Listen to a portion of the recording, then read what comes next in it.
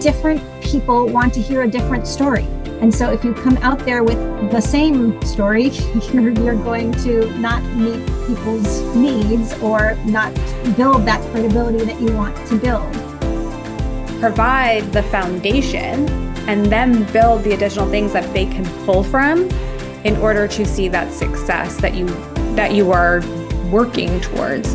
Even if you took a program, you may want to audit it. Hi, everyone. Welcome back to the podcast. It is Vanessa and Jim, and we have a very special guest with us, Sophie Oberstein. Hi, Sophie. How are you again? I'm doing well. Thanks. How are you? Good. It's so nice to see you.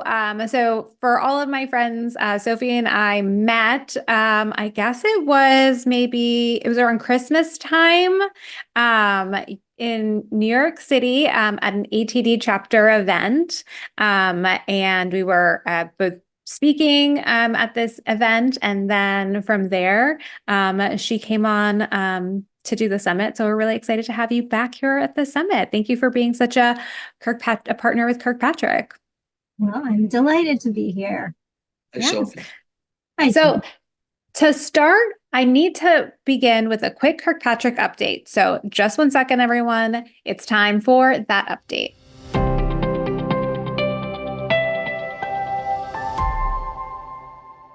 So this is our last week to access savings for our government year-end deals and savings.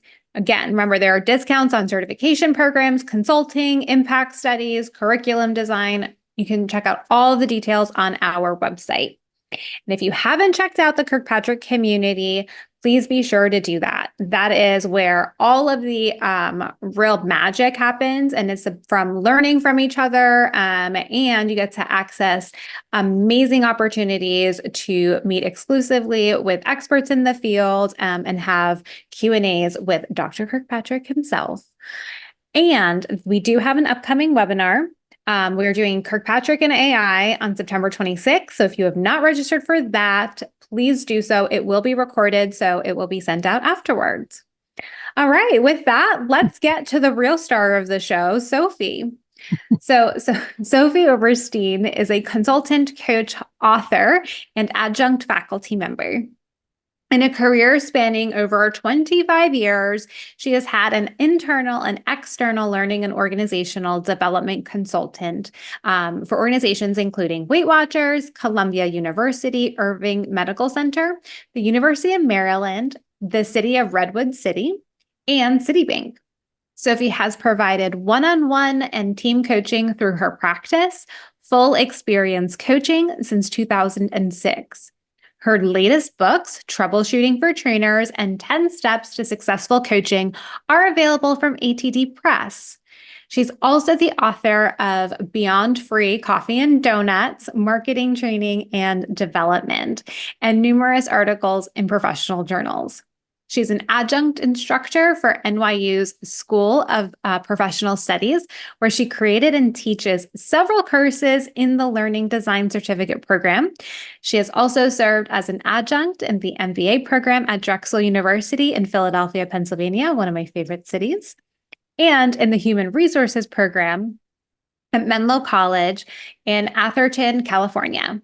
Additionally, Sophie was a facilitator in the Instructional Design Certificate Program for the Association for Talent Development. So welcome back, Sophie. Thank you so much for being here.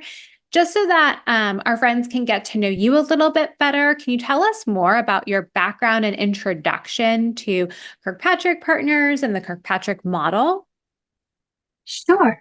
Although I don't have much to add because that is the most thorough introduction I've had. Some time. You brought up some things that were ages ago. So yes, I've been in the field of learning and development for over 25 years, and I've known about Kirkpatrick for about as long as I've been in the field.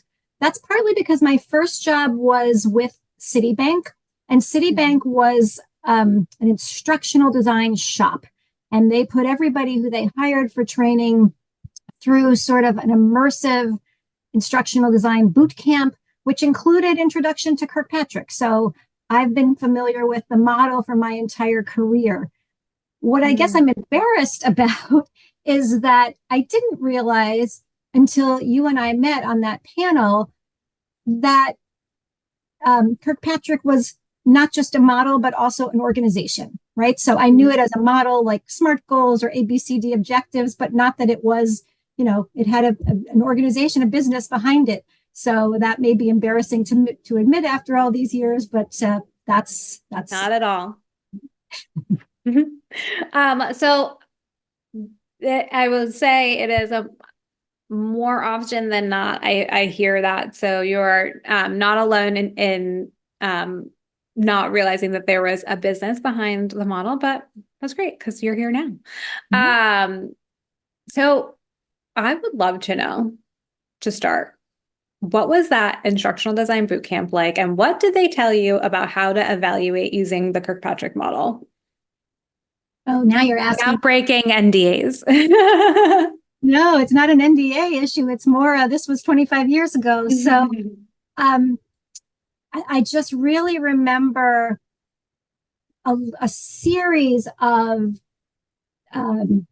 outline steps with forms at each step along the way. It really was the most kind of rigid instructional design model I've used, but it was a great way to start in the field because I got sort of what the ideal is, what the most stringent approach is that I could then adapt and be flexible with throughout the rest of my career. So I feel very fortunate that existed at that time. I don't even know if you went to Citibank now, if you would get anything nearly like what I got back then. But, Citibank's process included thinking about how will you measure the success of this program upfront in the analysis portion of their work, and had, deliverables and items you needed to fill in about evaluation all along the way. So yeah, I mean, that's what I remember. You took that process, if you will, and you've adapted it over time. Are you still doing those same things, like starting with the evaluation up front with the analysis when you work with a customer and do any instructional design? Absolutely. Wherever I can. So, that would be the ideal, to start with. What is the metric that this course is going to affect? What outcomes are we going to observe organizationally? How is it going to fit with your priorities as an organization? The trouble comes when, that's great when they can answer all of those questions, but the trouble comes when they can't answer those questions. Well, we don't really know what metrics we want to move with this course. Well, we don't really know where we're going. And then you have a bigger issue than a training solution here. We need to start talking first about, well, what are the gaps on the job? What are the challenges? What's causing those? Before we even know whether training can solve the problem, we need to identify the problem. So, I'd love to be able to go evaluation forward, but sometimes it's not as possible as I would like. Yeah. And it sounds like what you're end up having to do is some of your coaching practice, right? And having some of that consultative conversation from the beginning to understand and uncover a little bit more about the motivation behind the request. Is that accurate? Yeah, absolutely. I mean, I do think that evaluation and analysis go hand in hand, in the sense of, during my analysis, I want to figure out what the gap is, what you're trying to achieve. I want to figure out what you want your learners to be doing. And how will we know that they're doing that at the end of the program, which of course aligns to each level of Kirkpatrick as well. So if I'm thinking about, well, how will I know if the learners were successful? I'm talking about level 2. If I want to talk about what behaviors will they be doing differently on the job, I'm talking about level 3. If I want to know what outcomes do you want to have for this program, what results do you want to see, I'm talking about level 4. So the questions I'm asking in the analysis phase completely line up with eventually a Kirkpatrick approach to evaluation. Sophie, I've got something for you. You wrote a book, 10 Steps to Effective Coaching. Mm-hmm. 2 questions. You can answer them both, right? They'll be easy ones.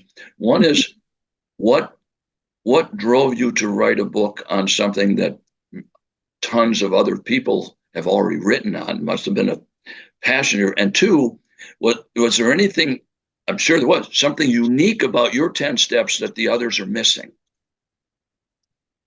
Well, I wish I could live up to those aspirations you just put out for me. That particular book was, yes, I am passionate about coaching. That particular book and approach was something that ATD came to me and asked about, because they have a series of books called 10 Steps to Successful Business Writing, 10 Steps to Successful Management, 10 Steps to Successful, fill in the blank there. So they just asked if I would do the coaching topic. So love coaching. And what this book did that's different than anything else is sort of repackage things and identify 10 steps and articulate it that way. But it's not that I have a groundbreaking 10-step process. Well, how about now? How many years ago was that when you wrote that? Well, I wrote the original version. I can't remember, but there was a second edition that came out in 2020.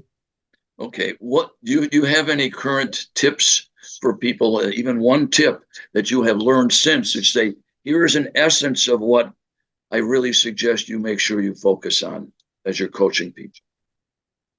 Oh, gosh. I came in with my brain so full of evaluation. I'm not sure I'm prepared to answer a coaching question. Because I'd want to pull out my book and pick out which step. An overall tip for coaching, it's really so specific per relationship. I think part of it is the flexibility to build that relationship and see what that particular person needs and what that particular coaching session needs to be, and just the ability to, well, one of the programs where I got certified says to dance in the moment. So that's part of it. You're suggesting that coaching is a relationship? I think coaching is a relationship. You mind? Well, I'm not disagreeing with you. I just want to hear you say a little bit more about that. I think whether it's a short-term relationship or a longer-term relationship, and I personally advocate for a shorter-term relationship because I don't like people I don't want it to become something where one person is reliant on the other one. But I do think it needs to be a relationship that you spend time focusing on that partnership itself and how that's going to look and the norms for that relationship up front and at the beginning of every single conversation. Who do you need me to be today? What's on your mind today? But you have to have that trust built in. And so there's a relationship there. Okay. I figured you'd have something like that. Appreciate that. No problem. And so I think too, what we talk often when it comes to, relationships and things like that, that's part of how you get to being able to have that trust built in to identify how are you going to evaluate an initiative, right? Because to your point earlier, sometimes people don't know the answer. And so you have to do some unpacking in terms of why, I was on a call, presentation a couple of weeks ago, and someone said, "Look, what do you do when someone comes to you and asks for this request?" I'm like, "Well, I need some details. Give me a hypothetical, if you will." And she said, "Well, I had a customer who, an internal customer, if you will, who said, my new employee needs communication training." And I said, "Okay." And she goes, "So I had to deliver communication training." And I said, "Well, how do you handle that with I'm helping them unpack the why?" And I said, "Okay, well, this was also very early in the morning. But because it was an international call. So, but anyhow, I said, well, my too much coffee brain would unpack, what is the relationship that you have with your employee? Have you set the expectations for communication? Have you done this? Have you done that? Really more just really uncovering the why. However, you can't do that if you don't build that trust and have a relationship with the other person that's coming to you, especially in those sorts of instances, because you may uncover or help them realize that maybe it's me. Hi, I'm the problem. It's me. Right. So, and that's tough. And that's takes a very special skill set to do. So I think for sure when you're, it's nice to have some of that coaching background to help you with evaluation, because that's part of it, right? Building that relationship, that trust, so that people want to provide the feedback as well, and give you that insight. So to turn it back for a second, you've worked with Weight Watchers, you've worked with Columbia. How have, it's all these various sectors. How have all of these diverse experiences helped shape your approach when it comes to evaluation? Yeah, so I was thinking about this, and I'm not sure that it's the diversity of the experiences that shaped my approach, because mostly the lessons that I've learned over the course of my experience are true across all of my diverse experiences. I think it's just the number of years of experience I had.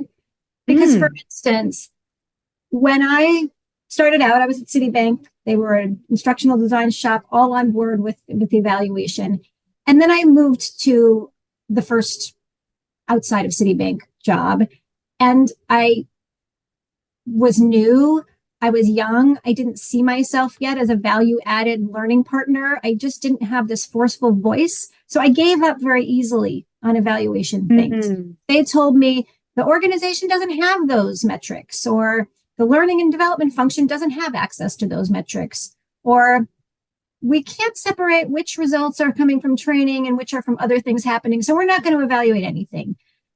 I would sort of give up on that. Instead of now, what I've learned through trial and error over the years is to say, yeah, we can't necessarily separate which results we're seeing come from the fact that people just very true, and which comes from something else. But that doesn't mean we should abdicate the whole experience. We should still see what we can discover, what trends we can think about, and think about what other factors might we attribute some of those results to, or is it primarily from training?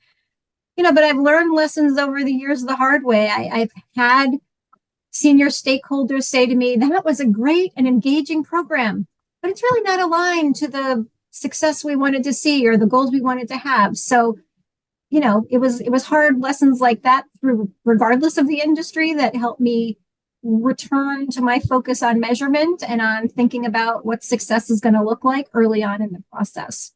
Sophie, you said one thing about, you said training, and then you said that there are other factors involved. And of course, we all are wise enough to know that training alone is not going to bring about much true value in the end. But, I'm glad you brought up those other factors, because what we're trying to do is get instructional designers and trainers and people to be somehow even involved in some of those other factors, rather than say, well, that's my job description, I'm just going to put my head down, instructional designer, train.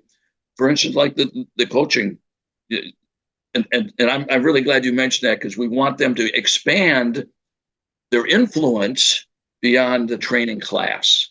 Yeah. And you did a nice job of bringing that out. I have a question about Weight Watchers, okay?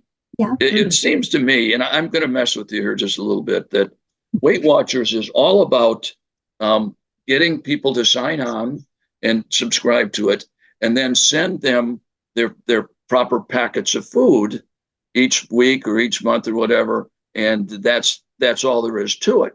And that should take care of any kind of weight, nutrition, or problems like that. True or false? Send them the boxes, and then they're, wait, what? You're shaking your head. No. That may have been how in Weight Watchers origins, but certainly in the years that I was there, and I think for some time before that, they've really changed to being about a healthy lifestyle, about making choices, not relying on, a portion size and a proper nutritional balance sent to your home, but to figure out what those things are for yourself and to how they integrate into your life yourself. So Yeah, no, I don't think you would experience that at a Weight Watchers now. Certainly they sell some snack products and some food Sure. products, Wonderful. but Part of the so package. Sure. that's just to be part of, and Yeah. they're optional. If those fit into your plan, great, and if they don't, great. So yeah, I think that's maybe where it came from, but not been like that for a while. And I've worked with them, and I know that was a safe question to ask you, because I know that it's way more than just sending boxes and portions and stuff. So Right. Right. Well, they want to, they want to make sure that they are getting the success so that they have continued customers, right? And their customers, see the success that, and are able to achieve their goals, have more customers and grow from there.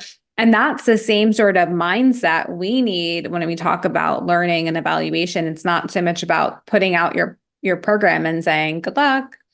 Let me just say, as a quick putting closure on the Weight Watchers topic, doing learning and development at Weight Watchers was probably the most enjoyable place I've done it, because all of the staff that I was training the national meeting room staff, had been members themselves. So they had lost weight on the program. It had changed their lives. And now they were leading meetings, but they weren't experienced meeting leaders. So if I came in and said, we're doing this training today to help you be more effective as a leader and to help your members have the same kind of changes you had, they soaked it in. I never had that participant resistance and those, why should I be here? And the arms crossed, like, teach me something.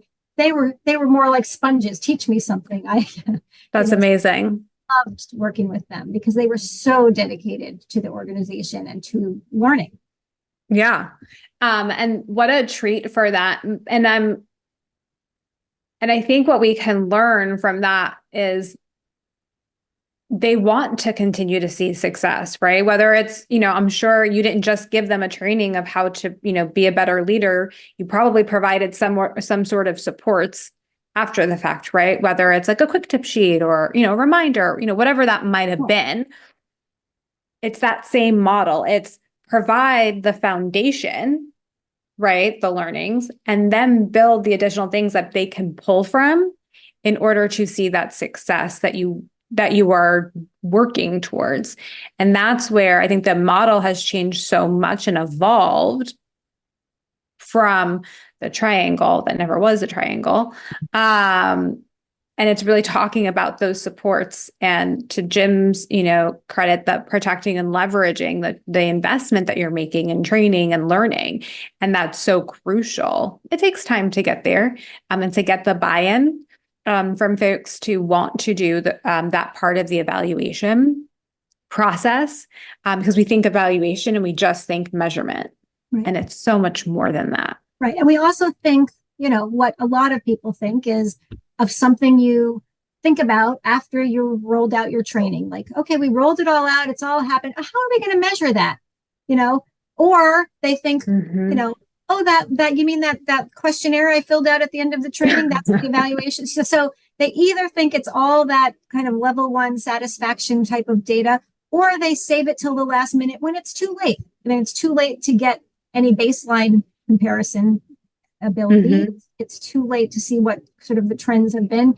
And it's too late to design a course that's effective towards getting you to the results you want to see, because you don't know at that point what the results are that you want to see. Yeah, absolutely.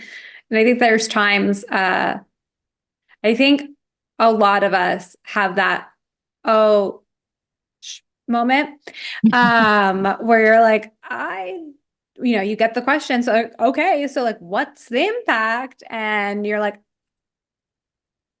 I don't have the baseline. I don't know what I've been in the field over 25 years, and even still, I had one of those gotcha moments recently, not because I didn't try. I was creating a leadership development program, and I kept saying, what leadership skills do you want to see? What's the gap in leadership going on here? And they just said, we want to change the leadership culture. Okay, but what does it look like if you change the leadership culture? What does that mean to change the leadership culture? And, timeline was coming. We had to get something out there for whatever reason, the artificial deadlines. We rolled out a terrific program. And I still don't know whether it changed the culture.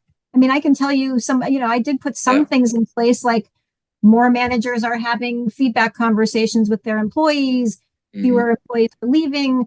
We put in whatever, we plugged in whatever we could, but it did feel sort of like an afterthought. And is it changing the culture? Unfortunately, I don't know.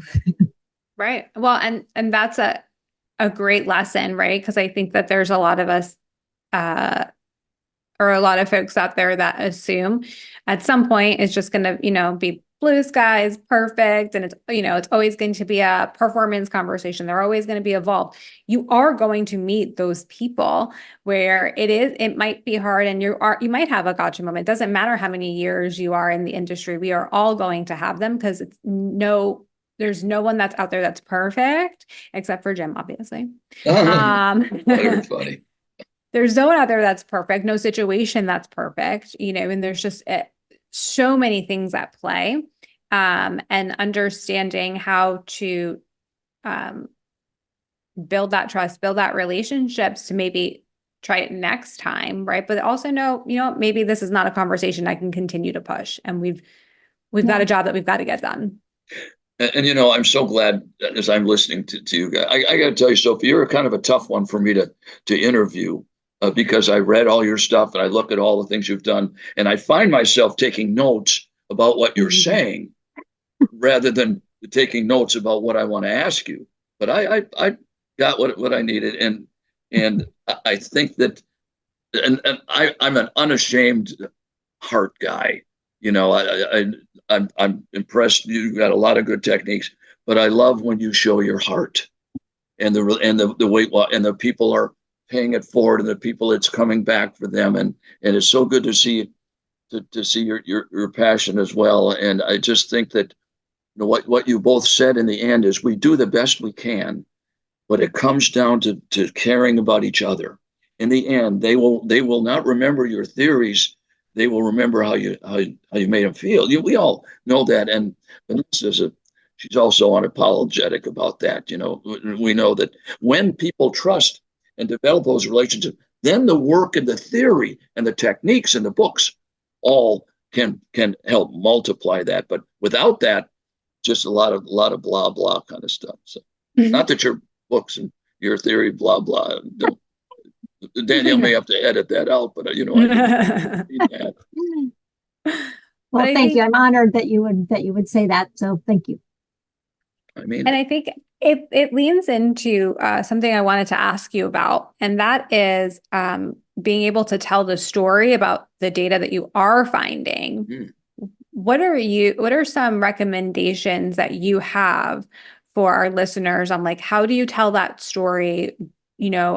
Is there something that you like a special secret sauce that you have to be able to really show the impact? So maybe you can continue to do those sorts of evaluation strategies moving forward because you're able to show all of the great impact that was made. Well, here go the notes again. All right, start talking. No, you've heard this. I just repeating on building on the wisdom of others, including yourself.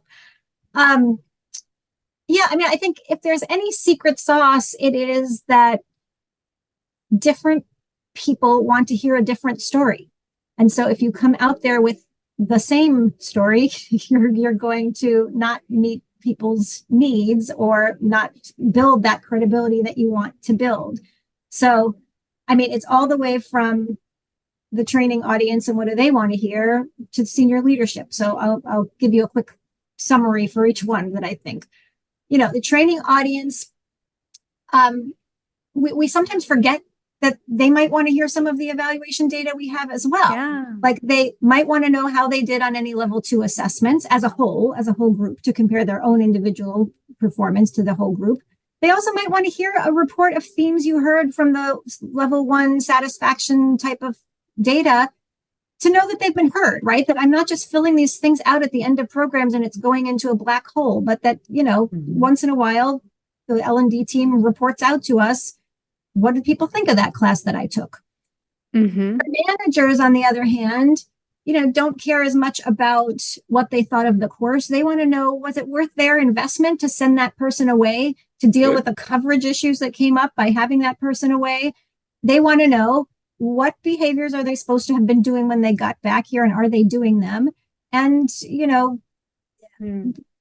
so I actually have, and this is not necessarily evaluation, but it's a helpful thing. Most of my courses have a one-page manager cheat sheet that everyone who signs up for the course gets it. And it says, here are the objectives. Here's what they're expected to come back and do. Here's how you can help them do it, because if they don't do it, they're going to, use it or lose it. So here's how you can help them to use it. Here's questions you can ask to engage them on the content. And by the way, in 3 months, I'm going to come back to you and ask you if you've noticed any of these things. So giving them that expectation and heads up that, pay attention because I'm going to ask. Then there's, my department and my team wants very different information from any of the other stakeholders, because we want to know what we have to change about the program. So, we also might want to pull testimonials to market our programs in the future. We want to know, about how our L&D efforts are successful. Then there's the person who requested the training themselves, who wants to know if the outcomes they were seeking have been met. That's the story they want to be told. And by the way, they don't want to be told after the fact. They want to be told all the way through as you're doing the design. They want to be told what you think is working and what's not during a pilot. If it's a long rollout, they want some feedback along the way. And then there's senior leaders who care about very little of this stuff. They just want to know, am I getting, give me an executive overview. Tell me if this is helps my organization. Helped us. You got another book in you. Got another book in you. Maybe a pamphlet. Okay, that'd be better in times like this, sure, with our attention spans and all that. Yeah. Well, maybe I can get Sophie on TikTok and she could do some TikToks on it. Good luck getting on TikTok. But I don't Instagram Reels too. But I think that is quite powerful what you just said, and something I hadn't heard in all of the podcast episodes is tailoring your story and your messaging. And I love that you started with the participants.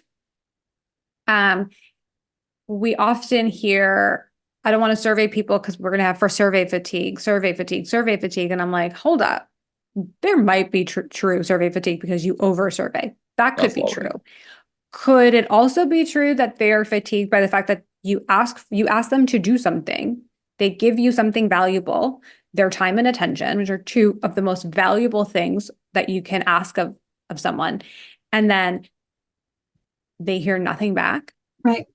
And they don't, and to be fair, sometimes it is, they don't see how the feedback was implemented, right? Because they may not be privy to that. It may be more behind the scenes or something that you are currently working on. So, but they still deserve to hear along the way. So we put out a quarterly, at one of my clients, we put out a quarterly list catalog of the training offerings that are coming up in that quarter. But we also report out, here's a little dashboard of what we've been doing in the last quarter and what you've been saying about our courses and the changes we've been making to our courses as a result. So, and that doesn't just go to the people who took the course and filled it out, but it goes to the entire organization. So the entire organization sees how we're taking feedback and how we're using that feedback. And one thing I'd add to that for survey fatigue is, are you asking the right questions? Because when they open the survey, is it asking questions that they think actually sound like meaningful questions? If you're just saying, did the facilitator appear organized? That's like a check yes, check no. But if you're asking, how confident are you feeling about using this skill leaving this program? That's a meatier question. That's a more meaningful question. So I think people who are asked to do surveys that feel kind of meaningless, just check the box. Yes, my facilitator was engaging. Yes, they brought me materials.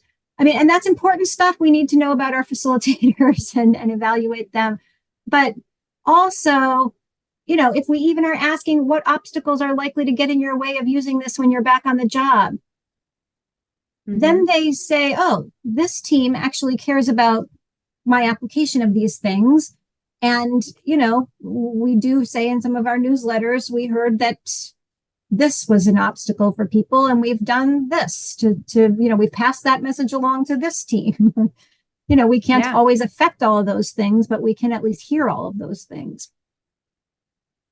I love, it's a simple concept of a newsletter, and just communicating what are the offerings and what may be up, may be refreshed. That's why, for Kirkpatrick, I'm so passionate about the updates or showing up on video to provide updates as to what we've been up to, because first and foremost, that everyone's going to hear everything every time. So, you got to catch people. And I want to know, like when I came in, I asked a lot of questions. I interviewed a lot of people. I talked to customers. I talked to Jim. I talked to Wendy. I talked to the facilitators or affiliates, like all the people. And I want them to know that I didn't just listen and like didn't do anything with it. Right. And some things are still in the works. But there is application, and some people just like, even if you took a program, you may want to audit it. And, maybe there are some updates that now you do want to go through an audit. And so like shamelessly plugging, but like the bronze and silver programs, totally revamped and beautiful and amazing. And a great community-based experience. So if you want to audit it, you can. And sometimes we want to know that. So that's really great, because it's not like just because I went through it once doesn't mean I can never go through it again. And it's nice to be able to know that, oh, it has been refreshed. Maybe I do want to go back and do that. So I think that that's really cool that you're providing that. It's so simple, right? It's a newsletter. It's probably templated. So it doesn't take a lot of extra lift to go in and do the writing and do all of the things. But it provides so much value. And it's not just a perception that they have sometimes that their information is not being used. I mean, I have been at organizations when we used to do paper evaluations where literally you collected a pile of paper evaluations, people put them in a drawer. Mm-hmm. 1,000%. They may have looked at them right then and there on the spot, but then put them away and nothing ever came of them. We can't keep asking people for input if we're not going to do something with it and also tell them that we're doing something. So yeah, absolutely. Since we do have the AI webinar coming up, I want to ask you one quick question. With all these changes that you're seeing in the workforce and technology, where do you see evaluation going in the next 5 to 10 years? So I may be what some people call a Luddite or a curmudgeon about technology. Generally, with over 25 years in the field, I've seen other technological advances. Now, granted, I think AI is on a different scale, and I'll get to that in a second. But I do think overall, the fundamentals, including the Kirkpatrick model, remain valid and critical regardless of the technology. So, I need to know, I need to be grounded in Kirkpatrick when I write a good prompt for AI. Because AI does seem to be a game changer in a lot of ways. And so were learning management systems when they came along. And so were other things. AI can help make data collection or analysis easier, though I wouldn't rely on it because I've sometimes put in a load of data and said, give me some themes, and it missed a lot of themes, or it didn't count the idea that if someone leaves a question blank or says, I don't know, or I have no suggestions, that actually is a suggestion in itself. So you need to kind of know, you always need to know the basics before you can ask a good question and before you can analyze the answers that you get. So yes, I think AI is revolutionary in some ways.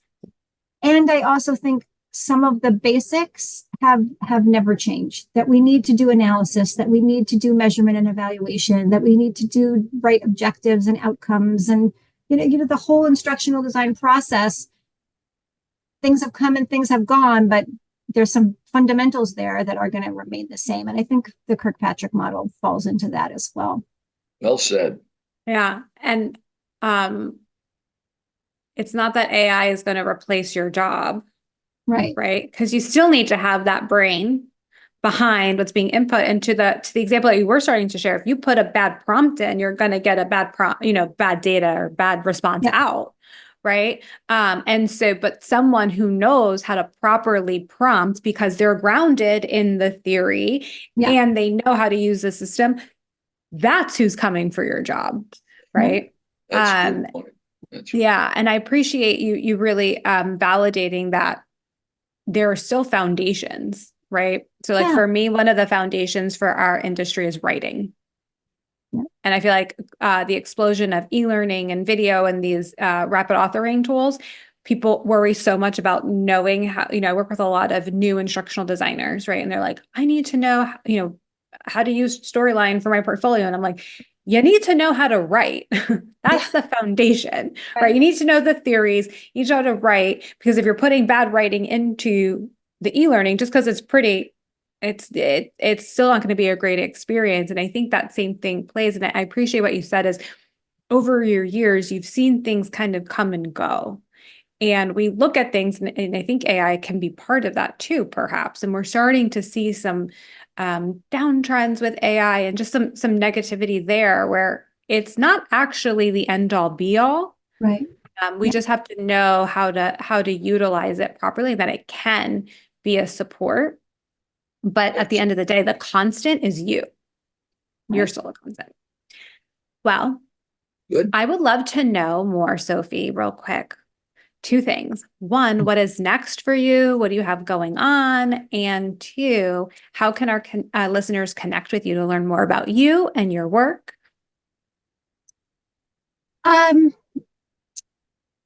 So I'm coming off a flurry of conferences and podcasts and articles. I just had something in Harvard's Inspiring Minds newsletter about how to deal when you have a variety of levels and expectations in your courses.